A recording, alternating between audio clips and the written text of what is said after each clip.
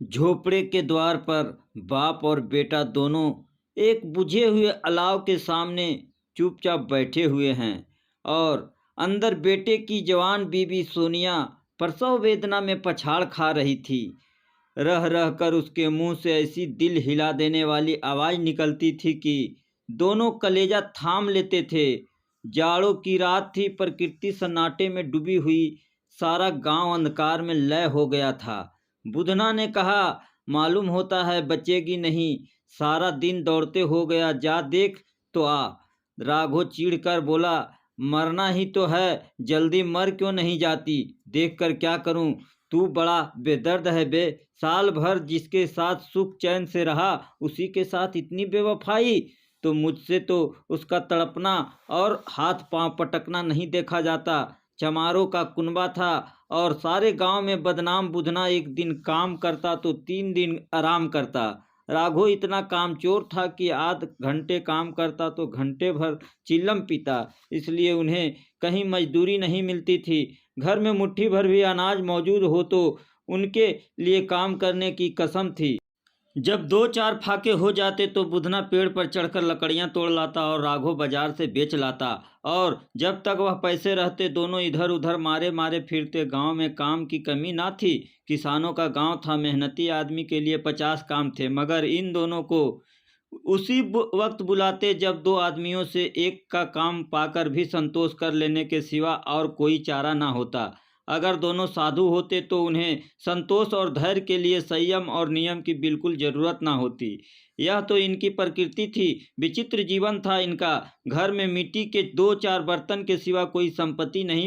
फटे चिथड़े से अपनी नग्नता को ढके हुए जिए जाते थे। संसार की चिंताओं से मुक्त, कर्ज से लदे हुए, गालियां भी खाते, मार भी खाते, मगर कोई गम नहीं। दिन इतने की वसूली की बिल्कुल आशा न रहने पर भी लोग इन्हें कुछ न कुछ कर्ज दे देते थे। मटर आलू की फसल में दूसरों के खेतों से मटर या आलू उखाड़ लाते और भून भून कर खा लेते, या 10-5 ऊख उखाड़ लाते और रात को चूसते। बुधना ने इसी आकाश वृत्ति से 60 साल की उम्र काट दी और राघव भी सपूत बेटे की तरह बाप ही के पद चिन्हों पर चल रहा था, बल्कि उसका नाम और भी उजागर कर रहा था। इस वक्त भी दोनों अलाव के सामने बैठकर आलू भून रहे थे, जो कि किसी खेत से खोद लाए थे। बुधना की स्त्री का तो बहुत दिन हुए देहांत हो गया था। राघव का ब्याह पिछले साल हुआ था। जब से यह औरत आई थी उसने इस खानदान में व्यवस्था की नींव डाली थी और इन दोनों बगैरतों के दोजक भरती रहती थी। जब से वह आई यह दोनों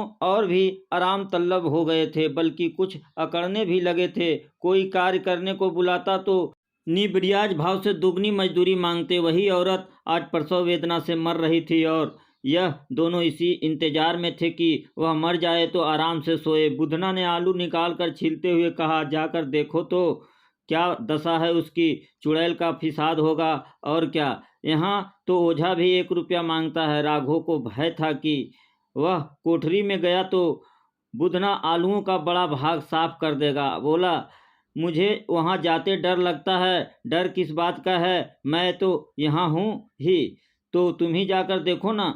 मेरी औरत जब मरी थी तो मैं 3 दिन तक उसके पास से हिला तक नहीं, और फिर मुझसे लजाएगी कि नहीं। जिसका कभी मुंह नहीं देखा आज उसका उघड़ा हुआ बदन देखूं, उसे तन की सूध भी तो ना होगी। मुझे देख लेगी तो खुलकर हाथ पांव भी ना पटक सकेगी। मैं सोचता हूँ कोई बाल बच्चा हुआ तो क्या होगा। सोट गुड़ तेल कुछ भी तो नहीं है घर में, सब कुछ आ जाएगा भगवान दे तो। जो लोग अभी 1 पैसा नहीं दे रहे हैं वे ही कल बुलाकर रुपये देंगे। मेरे 9 लड़के हुए, घर में कभी कुछ ना था, मगर भगवान ने किसी न किसी तरह बेड़ा पार ही लगाया। जिस समाज में रात दिन मेहनत करने वालों की हालत उनकी हालत से कुछ बहुत अच्छी ना थी, और किसानों के मुकाबले में वे लोग जो किसानों की दुर्बलताओं से लाभ उठाना जानते थे कहीं ज़्यादा संपन्न थे, वहाँ इस तरह की मनोवृत्ति का पैदा हो जाना कोई अचरज की बात ना थी। हम तो कहेंगे बुधना किसानों से कहीं ज़्यादा विचारवान था और किसानों के विचार शून्य समूह में शामिल होने के बदले बैठकबाजी की कुत्सित मंडली में जा मिला था।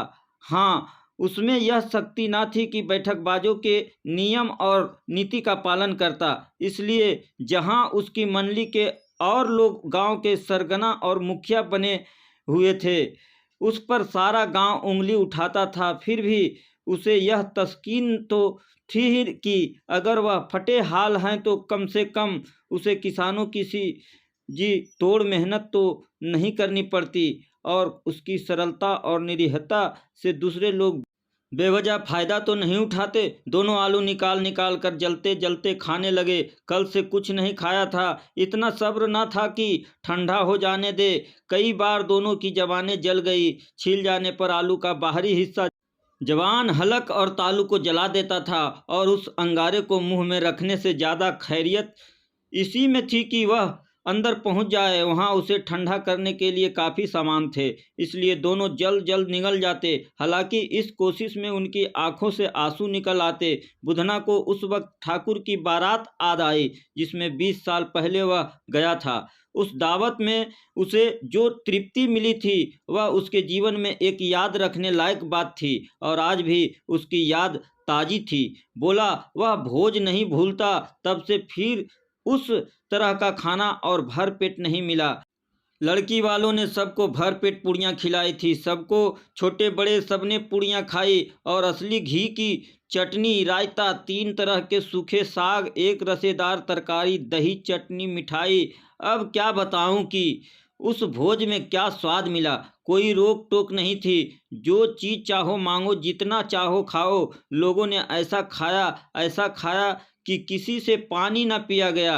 मगर परोसने वाले हैं कि पत्तल में गर्म गर्म गोल गोल स्वादिष्ट कचौड़ियाँ डाल देते हैं। मना करते हैं कि नहीं चाहिए, पत्तल पर हाथ रोके हुए हैं, मगर वह है कि दिए जाते हैं। और जब सबने मुंह धो लिया तो पान इलायची भी मिली, मगर मुझे पान लेने की कहाँ सूझ थी। खड़ा हुआ ना जाता था। चटपट जाकर अपने कंबल पर लेट गया। ऐसा दिल दरियाव था वह ठाकुर। राघव ने इन पदार्थों का मन ही मन मजा लेते हुए कहा, अब हमें कोई ऐसा भोज नहीं खिलाता, अब कोई क्या खिलाएगा।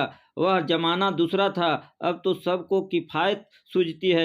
शादी ब्याह में मत खर्च करो, क्रियाक्रम में मत खर्च करो। पूछो, गरीबों का माल बटोर बटोर कर कहाँ रखोगे। बटोरने में तो कमी नहीं है, हाँ खर्च में किफायत सूझती है। तुमने 20 पूरियां खाई होगी, 20 से ज़्यादा खाई थी। मैं 50 खा जाता, 50 से कम मैंने ना खाई होगी। अच्छा पका था। तू तो मेरा आधा भी नहीं है। आलू खाकर दोनों ने पानी पिया, और वही अलाव के सामने अपनी धोतियां ओढ़कर पांव पेट में डाले सो रहे, जैसे 2 बड़े बड़े अजगर गडुलिया मारे पड़े हो। और सोनिया अभी तक कराह रही थी। सवेरे राघव ने कोठरी में जाकर देखा तो उसकी स्त्री ठंडी हो गई थी। उसके मुंह पर मक्खियां भिनक रही थी। पथराई हुई आंखें ऊपर टंगी हुई थी। सारी देह धूल से लथपथ हो रही थी। उसके पेट में बच्चा मर गया था। राघव भागा हुआ बुधना के पास आया। फिर दोनों जोर जोर से हाय हाय करने और छाती पीटने लगे। पड़ोस वालों ने यह रोना धोना सुना तो दौड़े हुए आए और पुरानी मर्यादा के अनुसार इन अभागों को समझाने लगे, मगर ज़्यादा रोने पीटने का अवसर ना था। कफन की और लकड़ी की फिक्र करनी थी। घर में तो पैसा इस तरह गायब था जैसे चील के घोंसले में मांस। बाप बेटे रोते हुए गांव के जमींदार के पास गए। वह इन दोनों की सूरत से नफरत करते थे। कई बार इन्हें अपने हाथों से पीट चुके थे, चोरी करने के लिए, वादे पर काम पर ना आने के लिए। क्या है बे बुधना, रोता क्यों है। अब तो तू कहीं दिखलाई भी नहीं देता। मालूम होता है इस गांव में रहना नहीं चाहता। बुधना ने जमीन पर सिर रखकर आंखों में आंसू भरे हुए कहा, सरकार बड़ी विपत्ति में हूँ। राघव की घरवाली रात को गुजर गई। रात भर तड़पती रही सरकार। हम दोनों उसके सिरहाने बैठे रहे। दवा दारू जो कुछ हो सका सब कुछ किया। मुद्दा वह हमें दगा दे गई। अब कोई एक रोटी देने वाला भी न रहा। मालिक तबाह हो गए। घर उजड़ गया। आपका गुलाम हूँ। अब आपके सिवा कौन उसकी मिट्टी पार लगाएगा। हमारे हाथ में तो जो कुछ था वह सब तो दवा दारू में उठ गया। सरकार ही की दया होगी तो उसकी मिट्टी उठेगी। आपके सिवा किसके द्वार पर जाऊं। जमींदार साहब दयालु थे, मगर बुधना पर दया करना काले कंबल पर रंग चढ़ाना था। जी मैं तो आया, कह दे चल दूर हो यहाँ से। यो तो बुलाने से भी नहीं आता। आज जब गरज पड़ी तो आकर खुशामद कर रहा है। हरामखोर कहीं का बदमाश। लेकिन यह करो दिया दंड देने का अवसर ना था। जी में कुढ़ते हुए 2 रुपये निकाल कर फेंक दिए, मगर सांत्वना का एक शब्द भी मुंह से ना निकला। उसकी तरफ ताका तक नहीं, जैसे सिर का बोझ उतारा हो। जब जमींदार साहब ने 2 रुपये दिए तो गांव के बनिए महाजनों को इनकार का साहस कैसे होता। बुधना जमींदार के नाम का ढिंढोरा भी पीटना जानता था। किसी ने 2 आने दिए, किसी ने 4 आने दिए। 1 घंटे में बुधना के पास 5 रुपये की अच्छी रकम जमा हो गई। कहीं से अनाज मिल गया, कहीं से लकड़ी, और दोपहर को बुधना और राघव बाजार से कफन लाने चले। इधर लोग बांस काटने लगे। गांव की नर्म दिल स्त्रियां आ आकर लाश देखती थी और उसकी बेकसी पर 2 बूंद आंसू गिराकर चली जाती थी। बाजार में पहुंचकर बुधना बोला, लकड़ी तो उसे जलाने भर को मिल गई है, क्यों राघव? राघव बोला, हाँ लकड़ी तो बहुत है, अब कफन चाहिए तो चलो कोई हल्का सा कफन ले ले। हाँ और क्या, लाश उठते उठते रात हो जाएगी, रात को कफन कौन देखता है, कैसा बुरा रिवाज है। जिसे जीते जी तन ढकने की चिथड़ा भी ना मिले, उसे मरने पर नया कफन चाहिए। कफन लाश के साथ जल ही तो जाता है, और क्या रखा रहता है। यही 5 रुपये पहले मिलते तो कुछ दवा दारू कर लेते। दोनों एक दूसरे के मन की बात ताड़ रहे थे। बाजार में इधर उधर घूमते रहे। कभी इस बाजार की दुकान पर गए, कभी उसकी दुकान पर। तरह तरह के कपड़े, रेशमी और सूती देखे, मगर कुछ जचा नहीं। यहाँ तक कि शाम हो गई। तब दोनों ने ना जाने किस दैवी प्रेरणा से एक मधुशाला के सामने जा पहुँचे और जैसे किसी पूर्व निश्चित व्यवस्था से अंदर चले गए। वहाँ जरा देर तक दोनों असमंजस में खड़े रहे। फिर बुधना ने गद्दी के सामने जाकर कहा, साहू जी, एक बोतल हमें भी देना। उसके बाद कुछ चिखौना आया, तली हुई मछली आई, और दोनों बरामदे में बैठकर शांतिपूर्वक पीने लगे। कई कुंजियां ताबड़तोड़ पीने के बाद दोनों सरूर में आ गए। बुधना बोला, कफन लगाने से क्या मिलता, आखिर जल ही तो जाता, कुछ बहू के साथ तो ना जाता। राघव आसमान की तरफ देखकर बोला, मानो देवताओं को अपनी निष्पात्रता का साक्षी बना रहा हो। दुनिया का दस्तूर है नहीं, लोग बाभनों को हजारों रुपये क्यों दे देते हैं, कौन देखता है परलोक में मिलता है या नहीं। बड़े आदमियों के पास धन है, फूके, हमारे पास फूकने को क्या है। लेकिन लोगों को जवाब क्या दोगे? लोग पूछेंगे नहीं कफन कहाँ? बुधना हंसा, अबे कह देंगे कि रुपये कमर से खिसक गए, बहुत ढूंढा मिले नहीं। लोगों को विश्वास ना आएगा, लेकिन फिर वही रुपये देंगे। राघव भी हंसा। इस अनपेक्षित सौभाग्य पर बोला, बड़ी अच्छी थी, बेचारी मरी तो खूब खिला पिलाकर आधी बोतल से ज़्यादा उड़ गई। बुधना ने 2 सेर पुड़ियाँ मंगाई, चटनी, अचार, कलेजियाँ। शराब खाने के सामने ही दुकान थी। राघव लपक कर 2 पतलों में सारे सामान ले आया। पूरा 1.5 रुपया खर्च हो गया, सिर्फ थोड़े से पैसे बच रहे। दोनों इस वक्त इस शान में बैठे पुड़ियाँ खा रहे थे जैसे जंगल में कोई शेर अपना शिकार उड़ा रहा हो। ना जवाबदेही का खौफ था, ना बदनामी की फिक्र। इन सब भावनाओं को उन्होंने बहुत पहले ही जीत लिया था। बुधना दार्शनिक भाव से बोला, हमारी आत्मा प्रसन्न हो रही है तो क्या उसे पुण्य न होगा? राघव ने श्रद्धा से सिर झुकाकर तस्दीक की, जरूर से जरूर होगा। भगवान तुम अंतर्यामी हो, उसे बैकुंठ ले जाना। हम दोनों हृदय से आशीर्वाद दे रहे हैं। आज जो भोजन मिला वह कभी उम्र भर ना मिला था। एक क्षण के बाद राघव के मन में एक शंका जागी। बोला, क्यों दादा, हम लोग भी एक न एक दिन वहाँ जाएंगे ही। बुधना ने इस भोले भाले सवाल का कुछ उत्तर ना दिया। वह परलोक की बातें सोचकर इस आनंद में बाधा ना डालना चाहता था। जो वहाँ हम लोगों से पूछे कि तुमने हमें कफन क्यों नहीं दिया तो क्या कहोगे? कहेंगे तुम्हारा सिर। पूछेगी तो जरूर, तू कैसे जानता है कि उसे कफन ना मिलेगा? तू मुझे ऐसा गधा समझता है? 60 साल क्या दुनिया में घास खोदता रहा हूँ, उसको कफन मिलेगा और बहुत अच्छा मिलेगा। राघव को विश्वास ना आया। बोला, कौन देगा? रुपये तो तुमने चट कर दिए। वह तो मुझसे पूछेगी, उसकी मांग में तो सिंदूर मैंने डाला था। कौन देगा? बताते क्यों नहीं? वही लोग देंगे जिन्होंने अब की दिया। हाँ, अब की रुपये हमारे हाथ ना आएंगे। ज्यों ज्यों अंधेरा बढ़ता था और सितारों की चमक तेज होती थी, मधुशाला की रौनक भी बढ़ती जाती थी। कोई गाता था, कोई डींग मारता था, कोई अपने संगी के गले लिपटा जाता था, कोई अपने दोस्त के मुंह में कुल्हड़ लगाए देता था।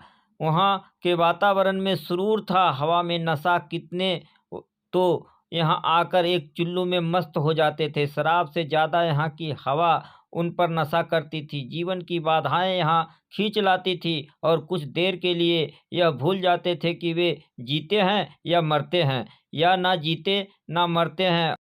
और यह दोनों बाप बेटे अब भी मजे ले लेकर चुस्कियां ले रहे थे। सबकी निगाहें इनकी ओर जमी हुई थी। दोनों कितने भाग के बली है। पूरी बोतल बीच में है। भरपेट खाकर राघव ने बची हुई पुड़ियों का पत्तल उठाकर एक भिखारी को दे दिया, जो खड़ा इनकी ओर भूखी आंखों से देख रहा था। और देने के गौरव, आनंद और उल्लास का अपने जीवन में पहली बार अनुभव किया। बुधना ने कहा, ले जा, खूब खा और आशीर्वाद दे। जिसकी कमाई है वह तो मर गई, मगर तेरा आशीर्वाद उसे जरूर पहुंचेगा। रोए रोए से आशीर्वाद दो, बड़ी गाढ़ी कमाई के पैसे है। राघव ने फिर आसमान की तरफ देखकर कहा, वह बैकुंठ में जाएगी, दादा बैकुंठ की रानी बनेगी। बुधना खड़ा हो गया और जैसे उल्लास की लहरों में तैरता हुआ बोला, हाँ बेटा, बैकुंठ में जाएगी। किसी को सताया नहीं, किसी को दबाया नहीं। मरते मरते हमारी जिंदगी की सबसे बड़ी लालसा पूरी कर गई। वह न बैकुंठ जाएगी तो क्या, ये मोटे मोटे लोग जाएंगे, जो गरीबों को दोनों हाथों से लूटते हैं और अपने पाप को धोने के लिए गंगा में नहाते हैं और मंदिरों में जल चढ़ाते हैं। श्रद्धालुता का यह रंग तुरंत ही बदल गया। अस्थिरता नशे की खासियत है। दुख और निराशा का दौरा हुआ। राघव बोला, मगर दादा, बेचारी ने जिंदगी में बड़ा दुख भोगा, कितना दुख झेल कर मरी। वह आंखों पर हाथ रखकर रोने लगा। चीखे मार मार कर बुधना ने समझाया, क्यों रोता है बेटा, खुश हो कि वह माया जाल से मुक्त हो गई, जंजाल से छूट गई। बड़ी भाग्यवान थी जो इतनी जल्द माया मोह के बंधन तोड़ दिए। और दोनों खड़े होकर गाने लगे, ठगनी क्यों नैना झमकावे, ठगनी पियकड़ों की आंखें इनकी ओर लगी हुई थी। और यह दोनों अपने दिल में मस्त गाए जाते थे।